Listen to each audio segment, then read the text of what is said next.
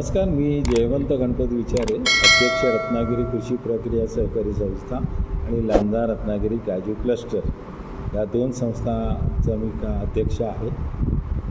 काजू उद्योगामध्ये खेळत्या भांडवलाचा प्रश्न फार गंभीर झालेला आहे। छोटे उद्योग किंवा काजू उद्योगाला भांडवल फार मोठ्या प्रमाणात लागतं आणि त्याची कमतरता असल्यामुळे काजू असूनही तो काजू खरेदी करण्याची शक्ती कमी पडत असल्यामुळे काजू खरेदी करता येत नाही, तो प्रोसेसिंग करता येत नाही आणि मार्केटला पाठवता येत नाही। कोकणातला काजू हा जगात सर्वोत्तम म्हणून समजला जातो, पण दुर्दैवानं शासनाचं किंवा इतर लोकांचं त्याच्याकडे पाहिजे तेवढं लक्ष गेलेलं नाही। काजू उद्योग फार मोठ्या प्रमाणात रोजगार निर्माण करू शकतो। काजू उद्योगामुळे फार मोठी कोकणातली भरभराट होऊ शकते, परंतु शासकीय पाठबळ जेवढं मिळायला पाहिजे तेवढं मिळालेलं नाही। कोरोनानंतर काजू उद्योग फारच कोळमडून गेलेला आहे। केंद्र सरकारने रॅम्प नावाची योजना आणल्याचं कळतं। 6,000 कोटी त्याच्यासाठी दिली आहेत असं ऐकतो, पण ती MSMEच्या माध्यमातून अद्यापपर्यंत त्या छोट्या काजू उद्योजकापर्यंत पोचलेले नाहीत। महाराष्ट्र शासनही निरनिराळ्या माध्यमातून काजू उद्योगाला मदत करण्याचा प्रयत्न करत आहे। 16 फेब्रुवारी 2023ला महाराष्ट्र शासनाने काजू फळ विकास योजनाचा एक GR काढलेला आहे, पण त्याचं पाहिजे तसं इम्प्लिमेंटेशन, त्याची अंमलबजावणी अद्याप प्रभावीरित्या झालेली नाही। त्याची जर प्रभावीरित्या अंमलबजावणी झाली तर कोकणातला काजू उद्योग खऱ्या अर्थानं चांगल्या प्रकारे पुढे वाटचाल करू शकेल असं मला वाटतं। त्याचप्रमाणे सिंधुरत्न योजनेतही काजूला पुढाकार दिल्यास त्याच्यातूनही लोकांना, काजू उद्योजकाला किंवा इथले जे छोटे उद्योग आहेत त्यांना मदत करता येण्यासारखी आहे। तर शासनकर्त्यांनी त्याच्यामध्येही काजू उद्योगाला पाठबळ मिळवून दिल्यास इथल्या शेतकऱ्यांना चांगल्या प्रकारे 2 पैसे मिळतील। इथला काजूची लागवड मोठ्या प्रमाणात वाढेल, इथलं उत्पादन वाढेल, इथली काजू प्रक्रिया वाढेल आणि त्याच्यातून फार मोठा रोजगार इथे निर्माण होण्याची शक्यता आहे। आणि इथलं जे भौगोलिक वातावरण जे आहे तेही आता खूप चांगलं आहे। काजूच्या नैसर्गिक वातावरणाचा थोडासा परिणाम हा जाणवतो। गेल्या वर्षी पीक मोठ्या प्रमाणात आलं, परंतु काजू बी चांगल्या प्रकारे पोचली गेली नाही, त्याच्यामुळे काजूचे रेटही खाली आले। परंतु यावर्षी वातावरण एकंदरीत चांगलं वाटतं आणि शासनाने आता काजू बोर्ड निर्माण केल्याचं आम्ही ऐकतो आहे आणि ते जर खऱ्या अर्थाने कार्यान्वित झालं तर छोट्या उद्योजकांना त्याच्यातून चांगल्या प्रकारची उभारी मिळू शकेल असं एकंदरीत दृश्य दिसतं आहे। शासनाने खऱ्या अर्थाने आता तो काजूचा जो GR निघालेला आहे तो कृषी विभागामार्फत काढण्यात आला आणि काही भाग सहकार विभागाकडे, काही भाग पणन विभागाकडे, काही भाग कृषी विभागाकडे। त्याच्यामुळे कुठल्या विभागाने त्याचा जो काही समन्वय असायला पाहिजे तो अशा प्रकारे एक समन्वय झालेला नाही आहे आणि त्याच्यामुळे त्याचे जे इम्प्लिमेंटेशन आहे, अंमलबजावणी आहे ती माझ्या मते रखडते असं वाटतं।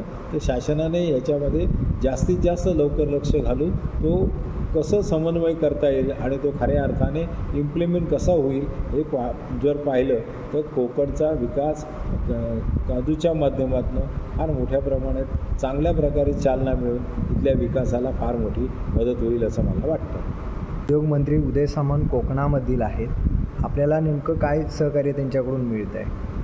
आदरणीय उद्योगमंत्री आपल्या कोकणातले आहेत, रत्नागिरी मतदारसंघातले आहेत।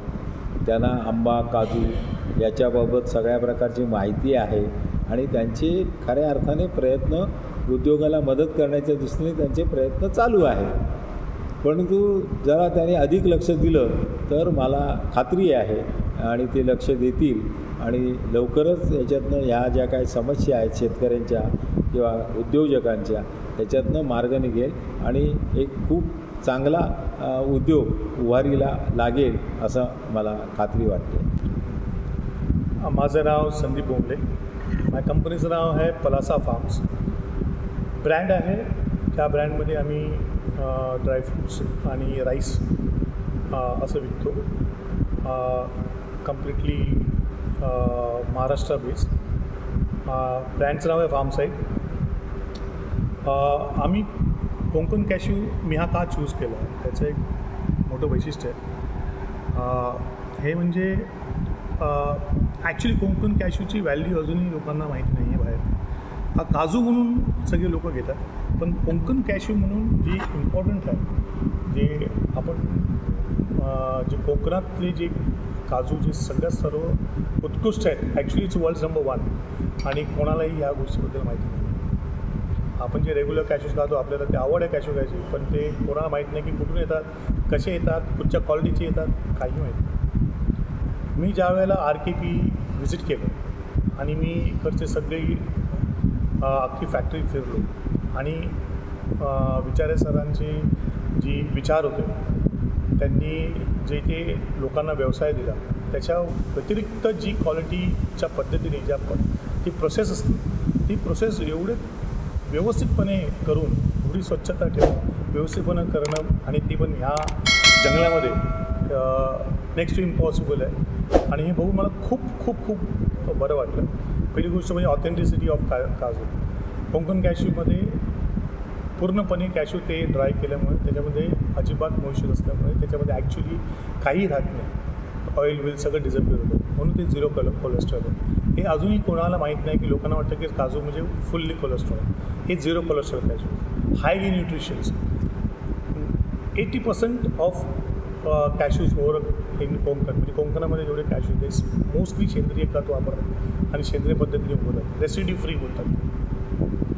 पण अशा ज्या गोष्टी आपल्या कोकणातल्या आहेत त्या आपण अजून बाहेरच नाही पडले. रत्नागिरी आंबा म्हणून फेमस आहे, पण कोकण कॅश्यू म्हणून जे फेमस करायचं आहे आणि जे व्हायला पाहिजे ते ॲक्च्युली झालेलं नाही आहे. आणि हेच आमचं फक्त थोडीशी गोल आहे की आपण इकडचा जो लोकल काजू आहे, लोकल जे वैशिष्ट्य आहे ते आपण लोकांपर्यंत पोहोचवायला पाहिजे. आणि जसा रत्नागिरी हापूस म्हणून ओळखला जातो, तसा कोकण कॅश्यू म्हणून ओळखला जातो. डिफरन्स आहे Goa cashew, Tamil Nadu cashew, African cashew आणि कोकण कॅश्यू. हा कोकण जो बेल्ट आहे ना, तो एवढा सॉलिड बेल्ट आहे, फर्टाईल आहे फॉर कॅश्यूज. आणि इकडच्या फार्मर्सने ज्या पद्धतीने जे उगवतात ना, ते ॲक्च्युली ती पद्धत कुठेही फॉलो केली जाते. आणि हा जर तुम्ही ऑथेंटिक स्टडी केला ना, तर तुम्हाला त्यातलं खरोखर वैशिष्ट्य कळेल. थँक्यू.